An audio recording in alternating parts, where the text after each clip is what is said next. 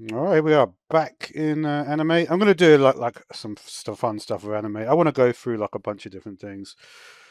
Um, one of the cool things I was thinking about, right? Um, let's change our color, do some different shapes. I always just love starting like this. 60 is right there. F6, by the way, is the thing for this.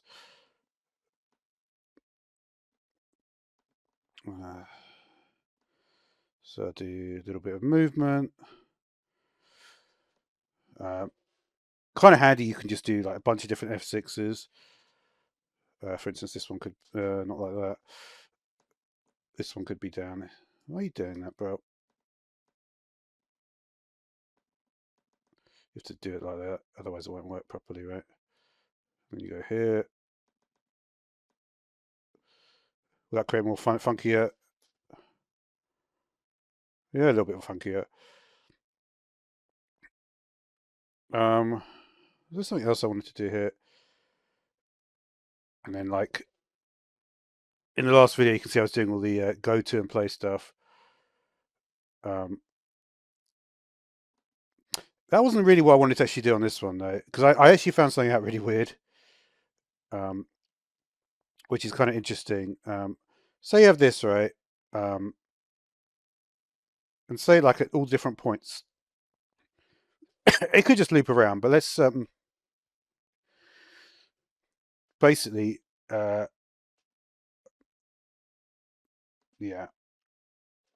If we just do, for instance, we'll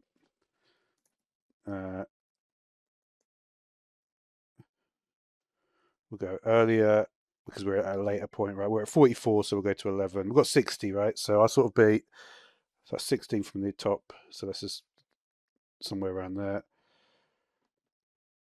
And then the next one's going to hit us here. So here we can go to a later version, right? Yeah. Just to add a bit more interest to the actual thingamajig, right? 55, right? So now you get a more sort of, it's a little bit late. Let's go back. I think we've probably got, let's do 49. I think we're pretty all right there. Look a bit better now.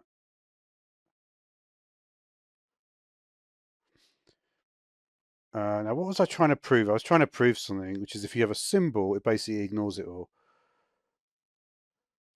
Yeah, right. Because here's the thing, right? Like if I do like a different animation here, it basically obeys the rules, right? This is something that it's to do with the different sort of timelines or whatever. So if we do like a, how do you change the amount of points on this thingamajig? Here, right? Eh. Don't really like that color. Didn't there used to be a paint bucket here? I could just click on it.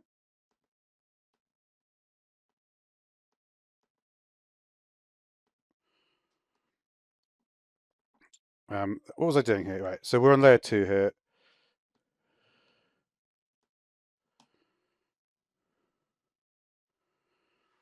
So should we do like a? I just like to show like the sort of differences, right? Because basically, right, if I move this over here, did I do a keyframe there? Right, you see this thing's flipping around everywhere, right? What you'll notice that when we put the shape tween here, all the stuff I put on the actions there, right, it will basically behave itself as you might expect, right? So you can see that those ones are. So basically, this pentagon here is behaving exactly the same, but, and here's the interesting but, right? If instead of that you have a symbol, right? The symbol basically doesn't behave properly. Um, so that's fun, right? Right. So this time we'll have. Well, I guess we've only got one left. Right. The circle, right? And the circle's not going to be this color either. We'll go for let's go for this color. Not why you, bro? Look at. Did I do that by mistake? Yeah. Oh, God. Did I just change it? Well, whatever, right? Here's the symbol, okay? See, it's not a symbol yet. You got F8 and Control F8. F8 is the one we want here. I guess it's an eyeball. I wasn't really intending on being that. Now, basically, this thing. Why is there? Okay, there isn't anything underneath. It's just a. Now, what was I doing with the eyeball? Right, let's have a look and see what happens if we do the eyeball on it now. Because we're doing it to a symbol, right? So F6 on this guy. And you're going over here. And you, of course, can't be a shape twin because you're a symbol. So you've got a choice between. We'll just do classic, right? I think. All right. So let's see if this eyeball spazzes out in the exact same way as the circle and the pentagon.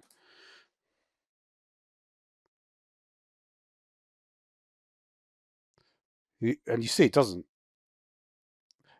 What's weird though, it kind of looks like it does because it's like a weird thing of it disappearing. But this eyeball is actually going. It's just doing whatever it wants, right? It's ignoring what I've just done. So that is the difference between putting symbols on there as opposed to just leaving them all as shapes. Yeah, I realized I was just talking nonsense. They're all teleporting. Yeah, the point I was trying to show was not really that. It was more that if you go in here and do it,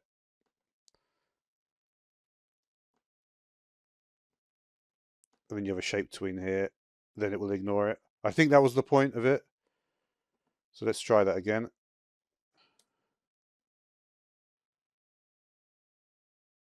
Now it's working, right? Yeah, there's no teleportation.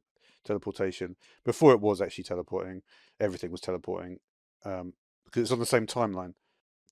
But for some reason, I thought maybe it would sort of come through even when it was inside there, but it doesn't. So if you do want to do basically animations, some are affected by this timeline and some not. You would have to do it in here. I do wonder if I'm actually. You know what? Just while I'm here, just want to check. Yeah. You see, I'm not sure that would work, right? Because it says scene one. I need to. The thing is, in the later versions of ActionScript, they did actually change it. I think so. You can't direct because it used to be like all this stuff. Like you would put in this symbol definitions. Oh, wait a minute. So you can put ActionScript on the symbol definitions. Okay. Well, we'll move on to that anyway. But thanks for watching.